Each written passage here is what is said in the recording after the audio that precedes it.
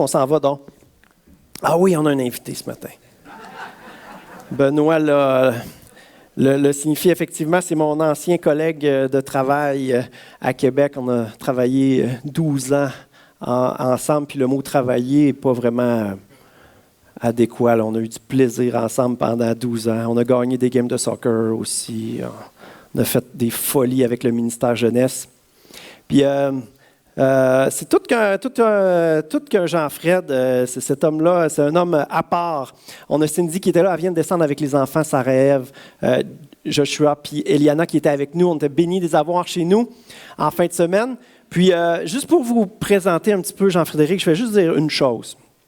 Hier, on lui a montré à jouer un jeu de cartes. On a fait une brasse de pratique. Puis j'ai gagné la brasse de pratique, mais c'est une partie de 1000. T'sais. Fait qu'on a fait 8-9 brasses après. C'est Jean-Fred qui a gagné la partie. Puis c'est comme ça avec Jean-Fred, il gagne la partie. Mais la différence entre Jean-Fred puis les puissants de ce monde qui ont tendance à gagner les parties, c'est que lui, il a le cœur à la bonne place. Fait qu'on va être bénis ce matin. On a un gagnant qui a le cœur à la bonne place. C'est rare, ça, sur la planète. Hein? Mais les chrétiens sont appelés à être des gagnants avec le cœur à la bonne place parce que le gagnant au cœur à la bonne place par excellence, c'est notre Jésus, puis il habite en nous. Est-ce qu'on peut accueillir le gagnant de jeu de cartes qui est avec nous? Je suis trop content de voir mon grand chum Jean-Fred. Soyez bénis, puis toi, amuse-toi bien.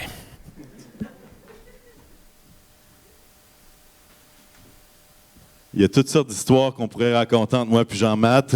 Je me rappelle d'une petite crotte que j'ai sur le cœur alors maintenant qui dit que j'ai gagné. À mon party de 30 ans, Jean-Math est obligé de partir vraiment tôt. Il fallait qu'il aille voir une certaine Priscille de la Croix. Là. Je te pardonne. Vraiment content d'être avec vous ce matin. C'est vraiment une joie. C'est le fun de voir la vie. C'est le fun de plus de passeport vaccinal et vraiment de juste célébrer le Seigneur ensemble et vraiment béni d'être avec chacun de vous. Je ne connais pas tout le monde, j'en connais certains qu'on s'est croisés à travers les années, mais j'aimerais vous transmettre les salutations officielles de tous les frères et sœurs du Carrefour chrétien de la capitale à Québec, dont je suis pasteur adjoint depuis, c'est ça, pas mal d'années, 13 ans, je pense, 13-14 ans. Et bref, c'est vraiment une joie d'être avec vous. Est-ce que vous êtes encore en forme?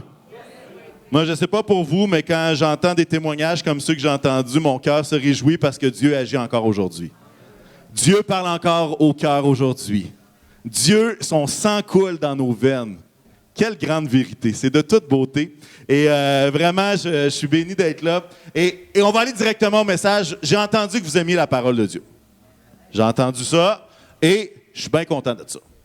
Notre thème qui était là, on l'a abordé un petit peu vendredi soir. Bonne idée, ça. J'ai la bougeotte un peu. Qu'on continue ce matin. Courage, il t'appelle. Et là, je ne parle pas de ceux qui ont une chirurgie en attente, qui attendent l'appel de l'hôpital. Courage, ils vont finir par t'appeler un jour dans 10 ans. Non. Je suis en train de dire courage, il t'appelle. Je parle à tous les croyants et je crois que Dieu appelle plus d'un ici à prendre courage et à se lever. Je crois que nous sommes dans une saison pour rêver à nouveau. Y en a-tu juste un? Je crois qu'on est dans une saison pour rêver à nouveau. Pour se lever pour la cause la plus extraordinaire qui soit. Tout à l'heure, est-ce que c'est Marc-André ton nom? Tantôt, tu chantais que c'est plus le temps de reculer. Que l'ennemi recule, c'est plus le temps de reculer. Et je reçois cette parole-là en disant, prends courage, lève-toi, c'est pas le temps de reculer, c'est le temps d'avancer. C'est le temps d'avancer avec Jésus que nous aimons. Alors, si vous avez votre Bible avec vous, les passages sont là, mais tournez avec moi dans Marc 10. Si votre voisin ne l'a pas encore trouvé, vous pouvez dire le numéro de page. J'espère que vous avez la même Bible. Oui, c'est en Genèse d'Apocalypse. Marc 10, et on va parler d'un homme qui s'appelle Bartimée. Je sens qu'il y a moins de pages qui tournent, c'est bon signe. On va prier, puis ensuite on entre dans ce texte-là. Seigneur Jésus, merci pour ta parole. Merci, Seigneur, parce que tu nous l'as laissée, tu nous l'as léguée, tu la rends vivante dans nos cœurs, tu la rends pertinente pour nos vies. Et Jésus, je veux te prier que ta parole fasse son effet ce matin sur chacun de nous, moi le premier. Seigneur éternel, aide-nous à entendre ce que tu veux dire, entendre ce que tu veux nous dire. Et Seigneur, merci encore pour la famille qui est réunie. Merci Seigneur de ce party que nous avons ensemble à célébrer le Seigneur. Et merci de cet avant-goût du ciel où nous serons tous réunis, des gens de toute nation, toute langue, tout peuple, qui célébreront le roi des rois avec joie, avec les deux mains dans les airs à célébrer. Merci Seigneur. Gloire à l'agneau de Dieu. Seigneur, merci pour ce temps et que tu puisses bénir ton Église, Seigneur, ce matin. Et tous ceux qui sont d'accord disent un grand Amen. Amen. On plonge dans le texte. Ils arrivèrent. Ils, c'est qui ça? C'est Jésus, ses 12 disciples, plus une foule qui est autour d'eux de d'autres gens qui croyaient, d'autres disciples. Ils arrivèrent à Jéricho.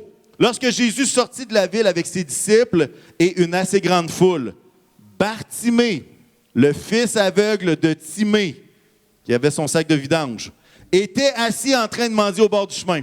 Il y en a qui ne l'ont pas catché. C'est la petite vie, ça, Timée. OK. Timée avec son sac à vidange. OK. Le fils aveugle de Timée, c'est Bartimée. Bartimée, c'est le gars aveugle. Il était assis en train de mendier au bord du chemin. Il entendit que c'était Jésus de Nazareth et se mit à crier, « Fils de David, Jésus, aie pitié de moi! » Beaucoup le reprenaient pour le faire taire. Mais il criait beaucoup plus fort. « Fils de David, aie pitié de moi! » Jésus s'arrêta et dit, « Appelez-le. » Ils appelèrent l'aveugle en lui disant, « Prends courage, lève-toi, il t'appelle. » L'aveugle jeta son manteau et se leva d'un bond. Est-ce que vous avez pogné ça, se leva d'un bond? Je devine que tous les aveugles ne devaient pas se lever d'un bond. Mais lui, il a décidé, pouf, il s'est mis sur ses pieds rapidement. Il vint vers Jésus. Jésus prit la parole et lui dit, « Que veux-tu que je fasse pour toi? » Mon maître, lui répondit l'aveugle, que je retrouve la vue. Jésus lui dit, « Vas-y, ta foi t'a sauvé. » Aussitôt, il retrouva la vue et il suivit Jésus sur le chemin. Merci Seigneur pour ta parole. On voit un homme, un aveugle, qui est statique, il ne bouge pas. Il est sur le bord du chemin. Un homme qui est en marge de la société, il ne peut pas travailler. Pourquoi? Il est obligé de mendier. Un homme qui avait peut-être arrêté de rêver sur ce qu'il pourrait faire dans la vie. Peut-être qu'il avait des rêves de vouloir être charpentier comme Jésus. On ne sait pas. Mais à cause de sa condition, son seul rêve, c'était que je retrouve la vue. Et à quelque part, on voit dans cet homme-là qu'il restait encore un peu d'espoir. Il n'était pas découragé. Il était même prêt à déranger les tympans de tous ceux qui étaient autour. Il était prêt à crier. Il n'avait pas perdu la flamme de ce miracle-là qui pourrait se produire. Mais il faut comprendre que sa condition était vraiment malheureuse. Il n'était même pas à l'intérieur de la ville. Il était à l'extérieur de la ville. Il avait besoin des autres qui lui donnent pour subsister. Je vois plusieurs qui ont des lunettes. Soyez bénis tous ceux qui ont des lunettes. Il n'y en avait pas dans cette époque-là. Et à quelque part, il y avait encore un peu d'espoir. Ses cris témoignent qu'il n'avait pas perdu ce rêve-là d'être guéri. Et d'ailleurs, quand quelqu'un perd espoir, quand quelqu'un arrête de rêver, ouf, il est dans une fâcheuse position. Il est dans une fâcheuse position. Mais Jésus est le meilleur pour ressusciter les rêves. Jésus est le meilleur pour refaire renaître l'espoir. Et Jésus, il a juste entendu que Jésus arrivait. L'espoir a fait ça. Et quand il s'est approché, qu'il a été guéri, je crois que l'espoir a fait, je ne sais pas si je suis capable de toucher au plafond, mais imaginez que je touche au plafond, OK? Jésus a ranimé l'espoir là. Jésus est le meilleur pour ressusciter les rêves, pour ranimer l'espoir, pour ouvrir nos yeux sur les réalités qu'on pensait impossibles. C'était impossible d'être guéri, c'était impossible de voir. On ne sait pas depuis combien de temps qu'il était aveugle, mais pour lui, c'était plus possible. Et ce qui est intéressant avec le contexte des derniers chapitres, je vais vous faire un petit... J'ai pas mis de carte d'Israël, je vais essayer de le faire devant vous, OK? Vous êtes prêts? Le contexte des passages précédents, c'est que Jésus est en route. On voit dans les passages précédents de Marc qu'il est à Tyr et Sidon. Là, Israël, c'est en haut d'Israël, c'est dans des contrées qui n'étaient même pas d'Israël. C'était des contrées de d'autres nations. Tyr et Sidon, il s'en va là. Après ça, il descend lac de la Galilée. Après ça, il va dans une région de la Décapole. Il retourne en Galilée. Et du lac de Galilée, il y a un ruisseau, un fleuve qui s'appelle le Jourdain, qui mène jusqu'à Jéricho. Ça, c'est la ville où est-ce qu'on est. Jérusalem est juste un petit peu au sud. Avouez que vous pourriez dessiner une carte d'Israël maintenant, hein? Vous êtes rendus des experts.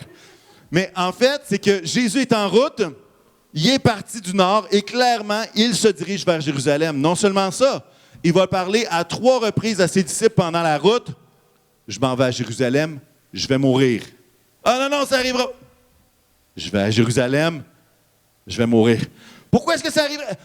Je descends à Jérusalem, je vais mourir 3 fois. Et Jéricho est le dernier endroit avant d'arriver à Jérusalem. Est-ce que Jésus a la tête pleine de la mission qu'il doit accomplir? Il sait qu'il s'en va là pour mourir. Ça fait 3 fois qu'il le dit à ses disciples. Et il y a une agitation. Les disciples aussi, ils sont un peu sur le gros nerf. Ils ne savent pas ce qui va se passer. Et là, en chemin, il y a quelqu'un qui se met à hurler sur le bord du chemin. Quelqu'un qui, habituellement, n'en fait pas de cas. Malgré toute l'occupation, toute la préoccupation de Jésus, des disciples, Jésus décide de s'arrêter. On a vu vendredi soir que cet aveugle-là était parfaitement positionné à l'endroit exact où Jésus allait passer. Et même s'il était dans l'épreuve, il était parfaitement positionné à l'endroit où est-ce que Jésus allait à sa rencontre. On ne refera pas le message de vendredi, OK? Mais Jésus passe par là. C'est son dernier arrêt avant Jérusalem. Et là, imaginez la scène. La tête pleine, il entend crier « Tais-toi, on n'a pas le temps! Tais-toi, tu nous énerves! Arrête de crier! Come on, c'est Jésus! C'est le roi qui arrive, arrête de hurler après! » Mais Jésus décide de s'arrêter. Il dit « Appelez-le. » Qu'est-ce qui se passe à ce moment-là? L'aveugle ne saute pas d'un bond en disant « OK, je vais chauffer au son. » Y en a-t-il qui chauffent au son ici en Beauce, non? OK, non. Il se fait aider probablement par 2 personnes qui le conduisent. Les disciples le conduisent. Qu'est-ce qu'il fait, cet aveugle-là? Il va prendre son manteau et il le garoche en arrière de lui. Ça semble anodin, ça, pour un Québécois de garrocher son manteau à terre. C'est un manteau quand on a chaud. Mais le manteau, c'est tout ce que l'aveugle possède. C'est souvent la dernière chose qu'il possède. Alors, il va, comme on dit en bon québécois, all-in. Quelqu'un qui est aveugle, il ne sait pas s'il va être capable de retrouver le chemin pour retrouver son manteau. Mais lui, il décide que d'un bond, il se lève. Il laisse le manteau. Et à quelque part, le manteau, tout ce qui lui restait, c'était le dernier obstacle avant de rencontrer Jésus. Mets ça de côté. Il s'avance. Jésus lui pose la question. « Que veux-tu que je fasse? » Alors Bartimée répond, « J'aimerais que dans ta gloire, je puisse être à ta gauche ou à ta droite. » Pas ça, hein? Pas ça qu'il dit.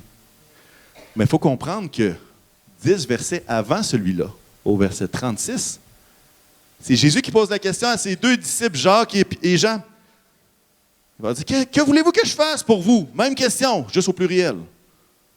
Et là, Jacques et Jean s'approchent et disent, quand tu seras dans ta gloire, j'aimerais être à ta droite et l'autre à ta gauche. Et là, tu vois à quel point il y a une comparaison entre ce que l'aveugle veut et ce que les disciples veulent. Comprenez que les disciples il s'en va mourir, qu'est-ce qui va se passer? On fait l'insécure, là, ça va pas, qu'est-ce qui va se passer avec nous autres? Seigneur, j'aimerais ça que tu assures mon avenir. Peux-tu me mettre à ta droite et à ta gauche? Incroyable. Les disciples rêvaient au prestige, à cette gloire-là d'être proche de Jésus. L'aveugle rêvait de quoi? Que mes yeux voient. Que mes yeux voient. Et dans cette histoire-là, ce qui est le plus drôle, c'est qu'on se demande c'est qui est vraiment aveugle dans cette histoire-là. Est-ce que ce sont les disciples qui étaient tellement aveugles qu'ils ne voient pas cet homme souffrir là, qui ne voient pas l'importance que Jésus lui offre, qui voient la possibilité de peut-être avoir une place en haut dans le ciel, proche de Jésus, à côté de son trône? C'est qui les plus aveugles? Est-ce que c'est eux ou c'est ce Bartimée-là qui n'est pas capable d'utiliser ses yeux? On a vu vendredi soir que dans la culture juive, non seulement un aveugle est mal pris, mais c'est de sa faute parce qu'il a péché. Ou son père qui a péché. Qui sont les plus aveugles dans l'histoire? Pendant le parcours, Jésus va dire à ses disciples, « Hey, où votre foi? Qu'est-ce que je vais faire avec vous autres? » Jésus va dire à Bartimée quoi? « Ta foi t'a sauvé. » Ta foi t'a sauvé. Et là, on lit ce passage-là, on fait « Wow! » C'est de toute beauté, c'est merveilleux.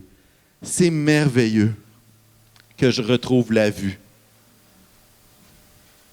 Alors qu'aux disciples, il leur reproche leur manque de foi, leur quête de gloire. Bartimée fait quasiment mieux que les disciples. Mais il est tannant, il crie, il est inconfortable. On est trop occupés. Je vais vous dire c'est quoi mon verset préféré dans ce texte-là. C'est le dernier à la fin complètement. On peut laisser cette slide-là, c'est parfait. Aussitôt, il retrouva la vue et il suivit Jésus sur le chemin. Pourquoi c'est mon verset préféré? D'un, j'aime ça les gens qui voient. D'autres avec moi? Que tous ceux qui ont des lunettes crient Amen. Amen, OK. Mais l'autre partie du verset, pour moi, est encore plus intéressante. Pas parce que c'est pas miraculeux, mais on se rappelle, Jésus est en route, il est parti du nord. Il a descendu Jourdain, Jéricho, et il s'en va où? À la croix. Et ce que ça nous dit, c'est que ce Bartimée-là, ses yeux s'ouvrent. Mais à quoi il pense? Suivre Jésus sur le chemin. Le disciple qui suit Jésus jusqu'à la croix. Hein, le baptême, hein? Mort avec Christ, vie nouvelle avec Jésus. Et ce passage-là, c'est tellement une image incroyable de la nouvelle naissance. C'est incroyable, c'est exactement ça.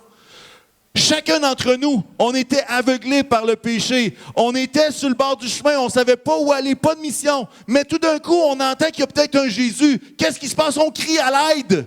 Parce qu'on est perdu dans nos propres péchés, on ne sait pas où aller, on crie à l'aide. Qu'est-ce qui se passe? Il y a des gens qui essaient de nous faire taire. L'ennemi essaie de nous faire reculer, mon frère, merci de l'avoir chanté. Il essaie de nous faire taire, mais on crie plus fort. Pourquoi? Parce qu'on est désespéré, on sait que sans lui, on n'a rien.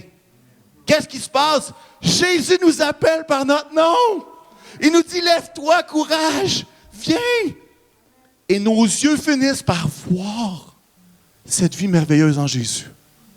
Dans l'Antiquité, être aveugle, ça signifie, c'est une métaphore pour être ignorant.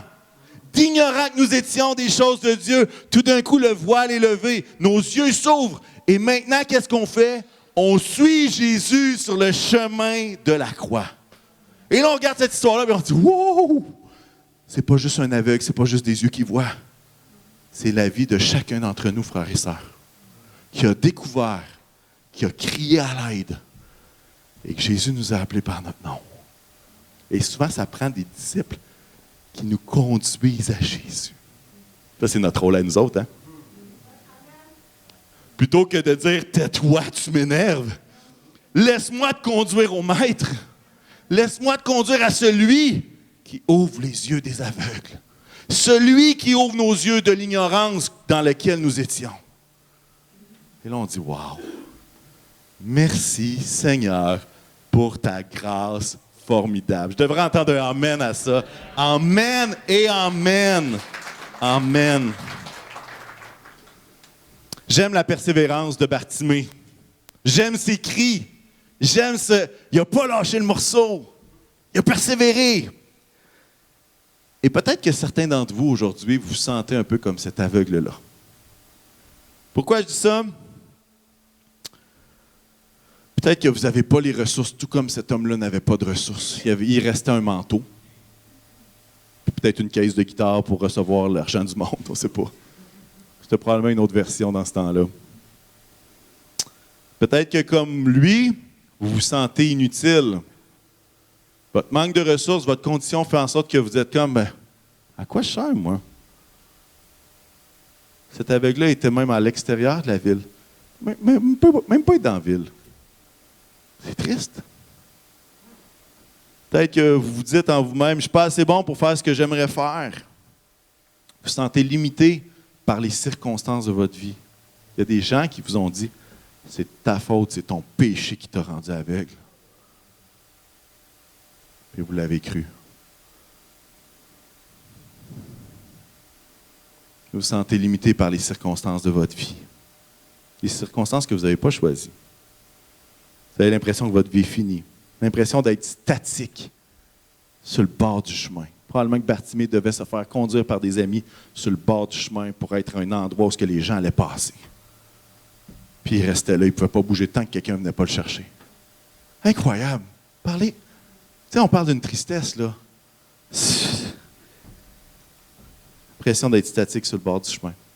Peut-être que certains se sentent comme ça aujourd'hui. Mais moi, ce que j'aimerais vous dire, c'est courage. Lève-toi.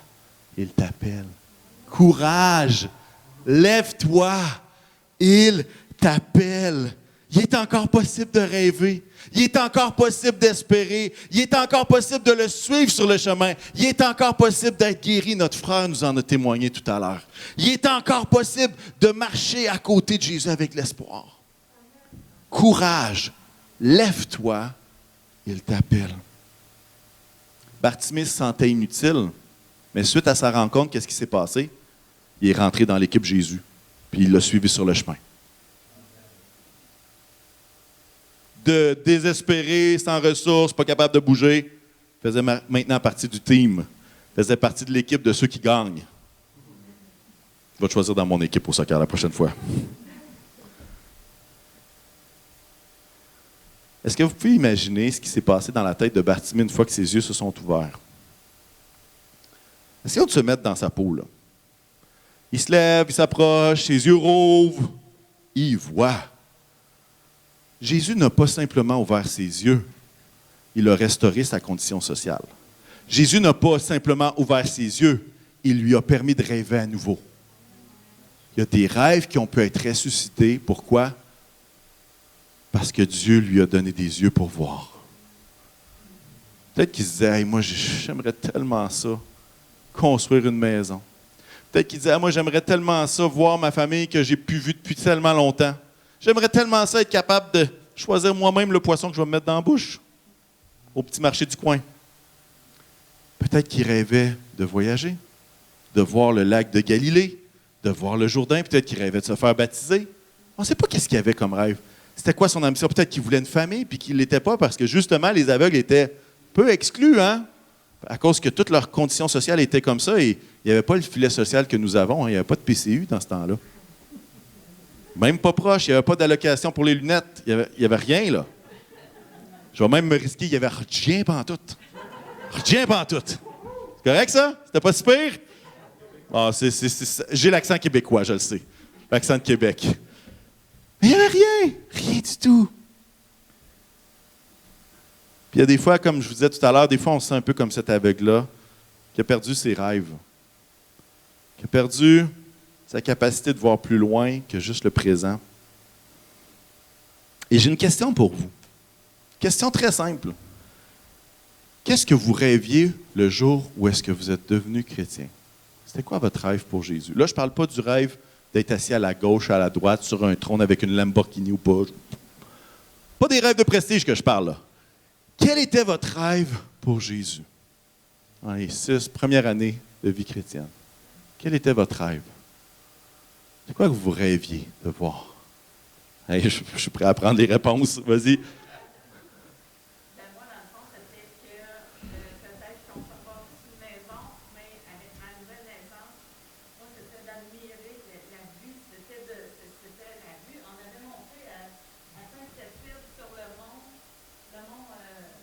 Le mont des Oliviers.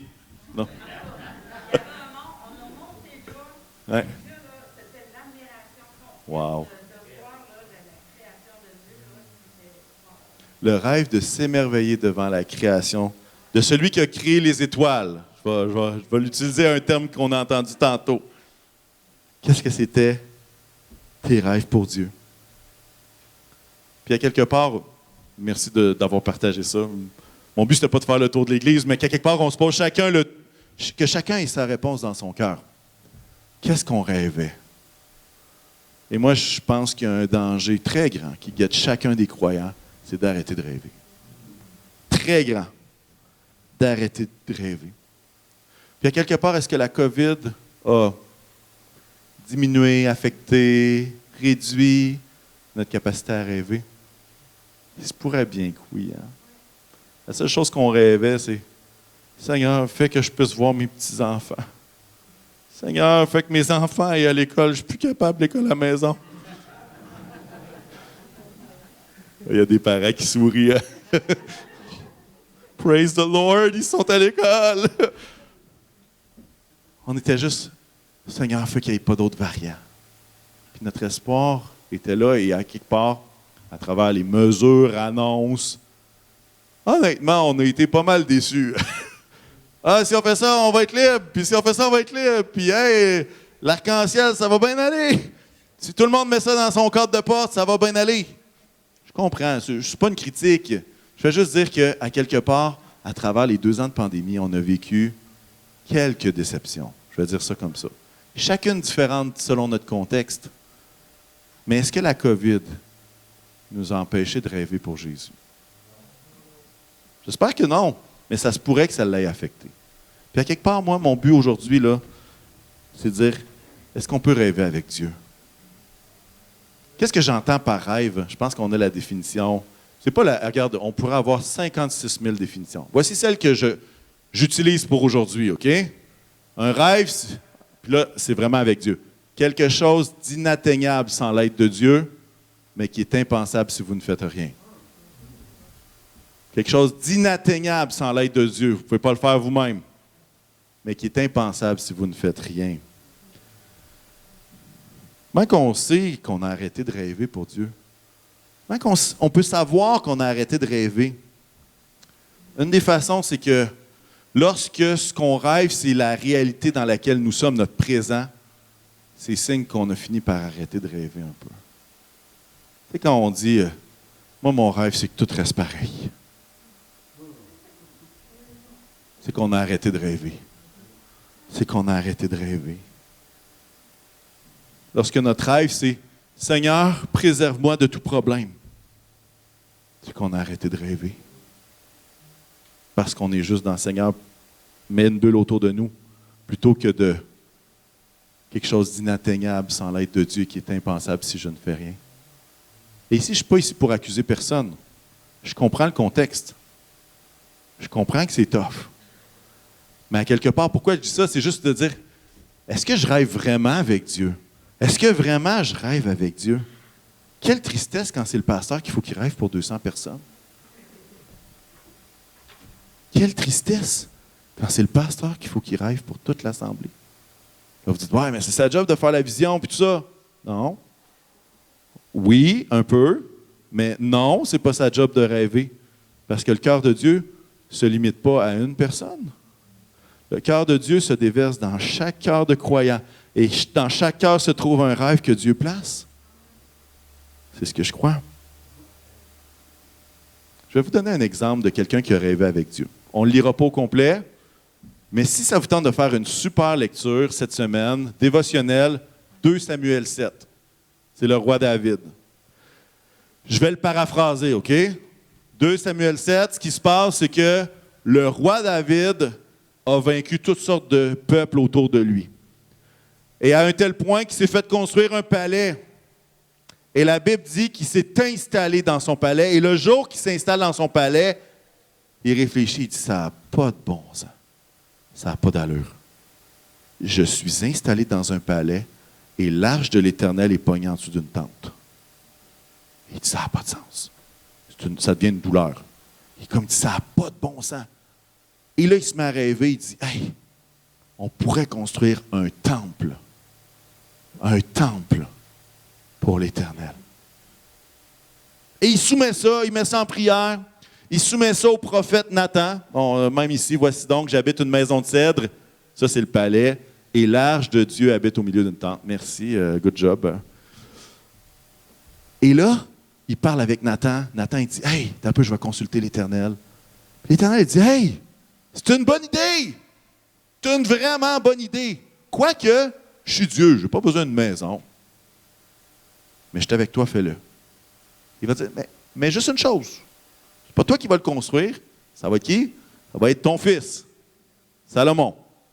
Alors, ce qui se passe, c'est que c'est comme si David rêve avec Dieu. Il dit, « Hey, ça serait super que tu aies une maison. » Puis Dieu dit, « Bonne idée.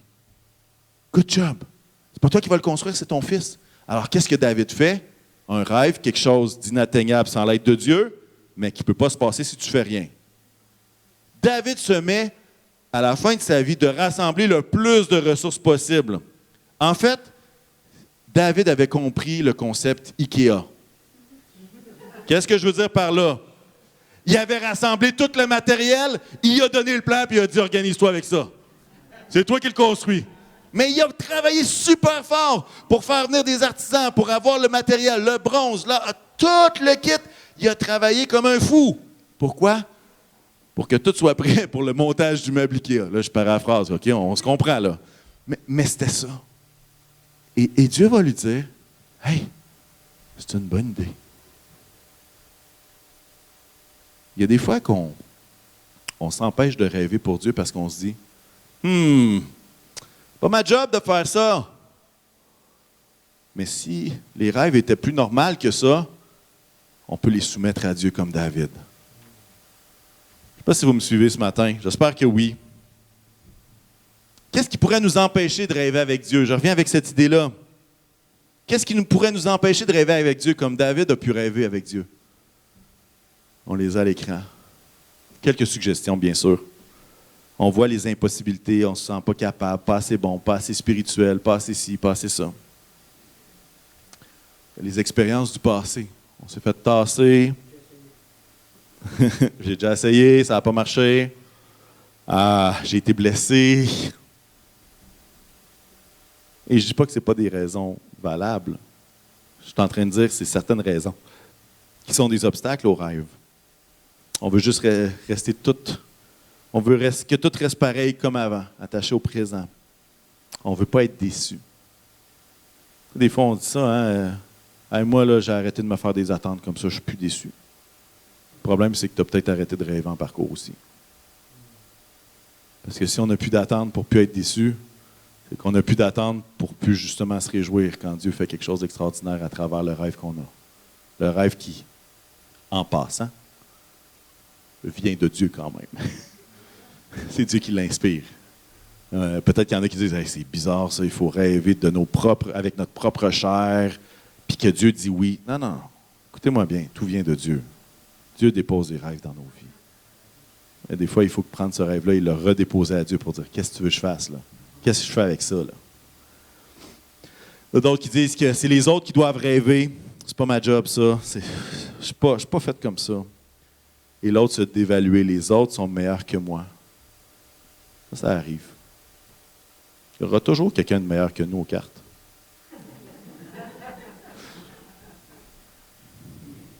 Mais ça ne veut pas dire que Dieu ne veut pas t'utiliser. Ça, c'est clair. Ça, c'est clair. Parce que Bartimée, ce n'était pas le meilleur. Il n'y avait pas les ressources, il n'y avait rien. Mais il était positionné exactement là où Dieu le voulait. Et qu'est-ce qui s'est passé? Il l'a suivi sur le chemin. Parce qu'il était exactement à l'endroit où ce que Dieu voulait. Et il lui a ouvert les yeux. Et moi, je suis ici pour vous dire ce matin, courage, lève-toi, il t'appelle. C'est quoi ton rêve pour l'Église? C'est quoi ton rêve pour ta bosse? C'est quoi ton rêve pour tes proches? Puis je me suis permis de faire une petite liste de à quoi ça pourrait ressembler un rêve pour Dieu. Là, prenez garde, il y en a plus que 2. OK? Vous êtes prêts? Qu'est-ce que ça pourrait être un rêve pour ton Église, pour ta bosse, pour tes proches?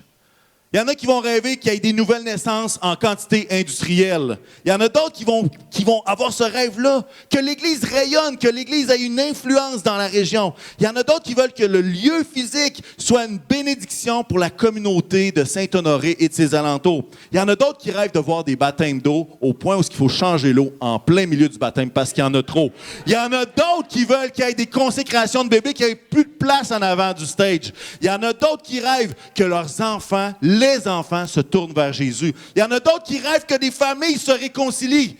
Il y en a d'autres qui rêvent que des vies soient transformées de la dépendance à la dépendance envers Dieu, de l'addiction à la liberté. Il y en a d'autres qui rêvent que des gens soient remplis du Saint-Esprit, l'effusion du Saint-Esprit encore aujourd'hui. Il y en a d'autres qui rêvent que des gens soient guéris de leur maladie dans le nom de Jésus. Il y en a d'autres qui rêvent que des gens soient des modèles d'intégrité qui se tiennent pour Jésus, dans leur vie soit un témoignage. Il y en a d'autres qui rêvent que les louanges percent le ciel dans l'Église. Il y en a d'autres qui rêvent que des aînés vivent pour Jésus et qu'ils soient des mentors pour les plus jeunes. Il y en a d'autres qui rêvent qu'il y ait des ados qui prennent des décisions qui vont selon le plan du Seigneur et qui auront des répercussions pour toute leur vie. Il y en a qui rêvent qu'il y ait des intercesseurs qui se lèvent dans l'Église. Il y en a d'autres qui rêvent que le lieu ici soit un lieu de pardon où est-ce qu'il y a du pardon les uns pour les autres. Il y en a d'autres qui rêvent qu'il y ait des missionnaires qui soient formés pour être envoyés dans les nations ici même. Il y en a d'autres qui peuvent rêver où est-ce que chaque personne va pouvoir servir selon ses dons.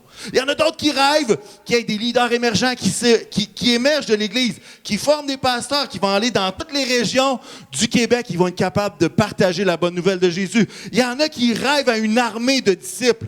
Quel est ton rêve? Il y a du choix. Et j'en ai oublié, je suis certain. J'en ai oublié. C'est quoi ton rêve? Est-ce que vous avez remarqué que c'est difficile pour une personne de rêver tout ça? Impossible! Mais parfois, c'est ça qu'on demandait au pasteur pour petit. Impossible de rêver à tout ça en même temps. Impossible. Quel est ton rêve? Et j'aimerais qu'on puisse lire un passage ensemble.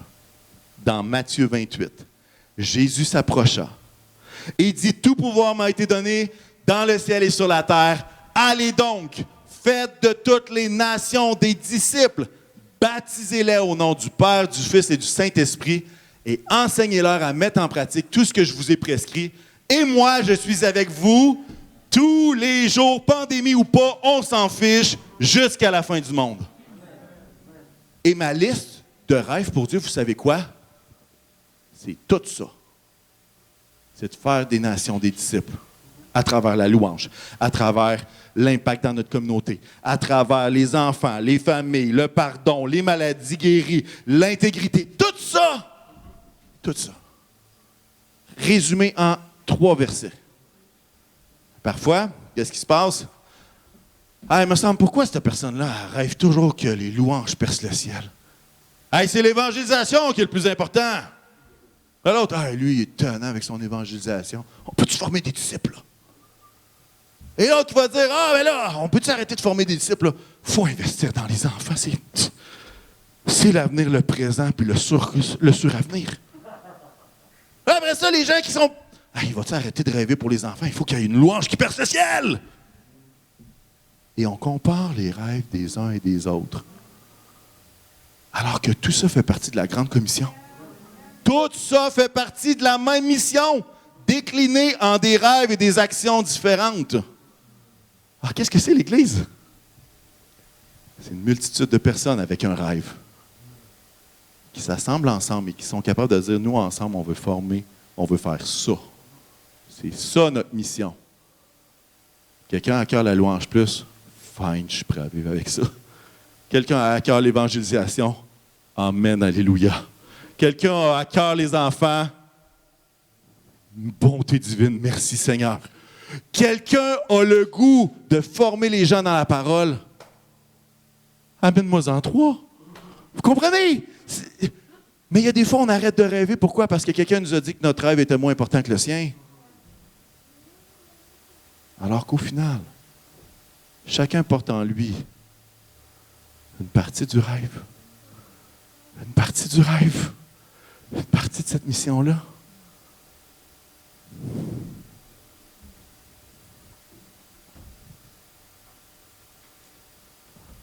Quel est ton rêve? Je crois qu'on est dans une saison pour rêver à nouveau. Surtout qu'on a de l'air d'avoir un peu de lousse avec la COVID. Là. Il est temps de rêver. Il est temps de rêver. Là. C'est assez. Là. C'est assez d'être statique sur le bord du chemin. Là. C'est quoi ton rêve? Et vous savez quoi? Bien souvent, puis là, vous dites, comment je peux savoir c'est quoi mon rêve? Moi, je sais-tu, Souvent, notre rêve est relié à une douleur. Vous dites, une douleur? Une douleur. Je vais vous donner un exemple. David, là, c'était pas juste une bonne idée sur le coin d'une table. Il s'est pas dit, il me semble que les autres nations vont me regarder vraiment avec bonté si j'ai un temple en plus de mon palais. Non.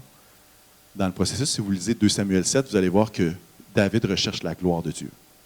C'est ça son objectif, c'est ça sa motivation. Et cette motivation-là part d'une douleur. C'est-à-dire, ça n'a pas de bon sens que je sois installé confortable dans un palais, tandis que l'arche de l'Éternel est pognée en dessous d'une tente. C'est une douleur. Au début de notre mariage, moi et mon épouse, on a eu bien de la misère à avoir des enfants. On a vécu l'infertilité. Ça ne paraît pas maintenant parce qu'on en a 3 qui grouillent. C'est le Seigneur qui guérit encore. Mais je peux vous dire une chose. Quand il y a une personne qui vient me voir parce qu'elle est infertile, je peux te dire que je prie pour elle avec toute la foi que j'ai. Et on a vu des belles choses se passer. Parce que ça vient d'une douleur en dedans. Ça vient d'une douleur. J'ai été pasteur jeunesse pendant plus de 7 ans. J'ai vu des décisions, j'ai vu des jeunes qui avaient de la misère à s'accrocher, j'ai vu des jeunes désespérés, j'ai vu des jeunes attachés à Jésus. Quand on me parle des ados, puis on dit, t'attends-tu d'encourager un ado? Oui! Oui! Oui! Oui! Pourquoi? Ça vient d'une douleur. Est-ce que tous les rêves proviennent d'une douleur? C'est pas ce que je suis en train de dire. Mais il se pourrait bien que Dieu utilise les douleurs de votre vie pour vous rendre sensible à ce qui est en train de se passer. Moi, je pense que mon frère ici, juste à l'avant, je ne me rappelle pas de votre nom, mais votre cœur pour les nations vient de quelque chose. Ça vient de quelque chose que vous avez vécu, puis je ne veux pas que vous le racontiez, mais je prends l'hypothèse que cette douleur-là, je veux dire, même pour l'Ukraine, on avait des missionnaires qui étaient là-bas. À l'église au Carrefour, on a 2 familles ukrainiennes, très ukrainiennes. Et ce matin, en début de réunion, ils priaient avec un jeune homme qui n'a même pas 25 ans et qui est en train de faire des démarches au gouvernement pour essayer de faire venir le reste de sa famille ici. Je peux vous dire que quand il a prié, pas juste dit « Seigneur, bénis-les. Amen. » Non. Je n'ai même pas entendu sa prière. Je vais la réécouter, je peux vous le dire. Pourquoi? Parce que d'une douleur naît un rêve. Naît un rêve. Alors peut-être vous êtes « Ouais, moi je suis blessé. » Il se pourrait bien que Dieu se serve de cette blessure-là pour faire naître quelque chose. Des cendres, la vie. De la mort à la vie. Aveugle, je vois. Plus d'espoir, l'espoir ressuscité. Plus de rêve, je rêve avec Dieu. Je vais inviter l'équipe de louange à s'approcher à ce moment-ci. Je pense que Bartimée, quand il est arrivé dans son église locale, c'était le premier à écœurer son pasteur en disant « Pasteur, il faut qu'on monte un ministère pour prier pour les aveugles. Puis crois-moi, je vais être le premier au front. » Pourquoi? Parce qu'il savait c'était quoi. Il connaissait la douleur d'être sur le bord du chemin que personne ne regarde. Il savait cette douleur-là. Il s'est dit non, moi je veux prendre soin de ces gens-là. Je veux prendre soin de ces aveugles-là. Les disciples voulaient faire taire Bartimée. Mais Jésus avait un plan grand, un grand plan encore pour lui. Et il y a une phrase que je veux lire. Certains ici doivent arrêter d'écouter ce que d'autres ont pu dire et se mettre à prier en demandant au Père, « Toi, que vois-tu de moi? Toi, ô Dieu, quel rêve veux-tu que je porte pour le royaume de Dieu? »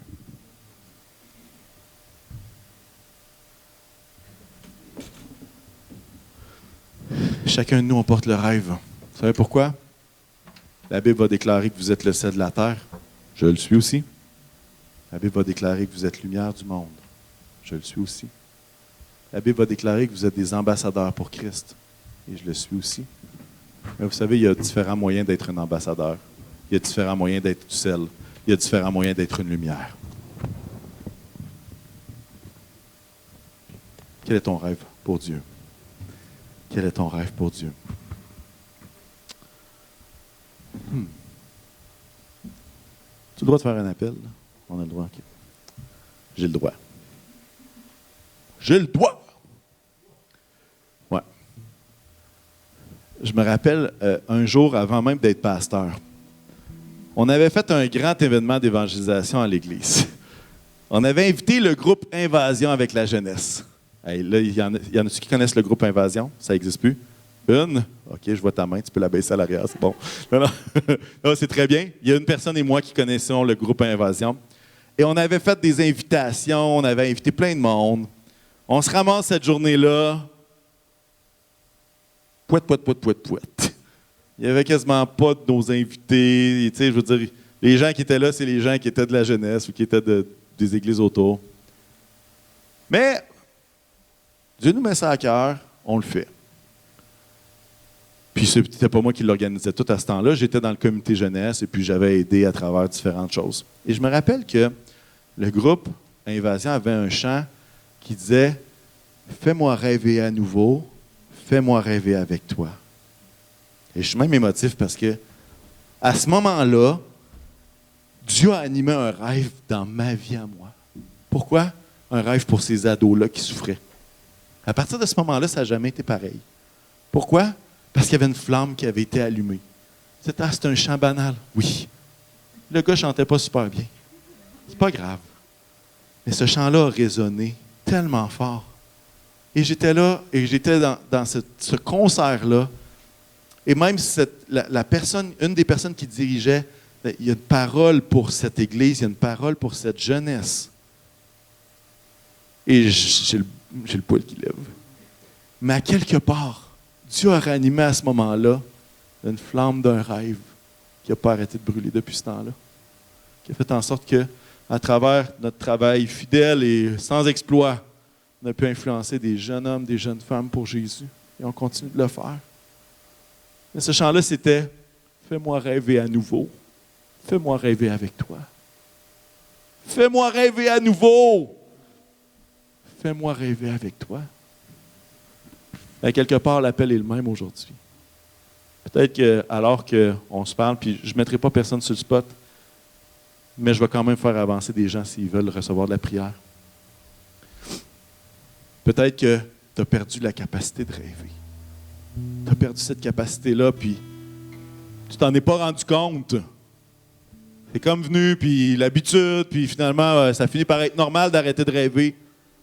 Puis là, ce matin, tu te dis, oh, j'ai vraiment arrêté. J'ai vraiment arrêté de rêver. S'il y en a qui veulent qu'on puisse prier avec eux, que Dieu puisse leur permettre de rêver avec lui, je vous invite à vous avancer. On va attendre, je vais faire plusieurs appels. Comme ça, personne ne sait pourquoi vous avancez, puis c'est pas grave, OK? À go, vous viendrez. J'ai pas encore dit go, OK? J'ai pas dit go. C'est pas le go, OK? C'est correct. Peut-être qu'il y en a qui réalisent qu'ils ont arrêté d'avoir cette capacité-là de rêver. Il y en a d'autres que peut-être qui ont été blessés à travers toutes sortes de circonstances. Puis qui veulent dire, Seigneur, toi, qu'est-ce que tu vois de moi?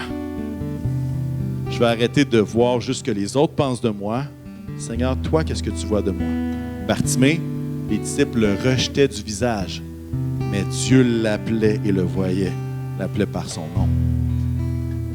Si c'est toi, puis tu veux prier que Dieu puisse t'aider dans cette blessure-là, je vais t'inviter à t'approcher. Je n'ai pas encore dit go. Pas encore dit go. Peut-être qu'il y en a ici, la pandémie a fait en sorte que si Jésus avait été là, s'il avait été Bartimée, il ne se serait peut-être pas levé d'un bond. Puis il n'aurait peut-être pas suivi Jésus sur le chemin.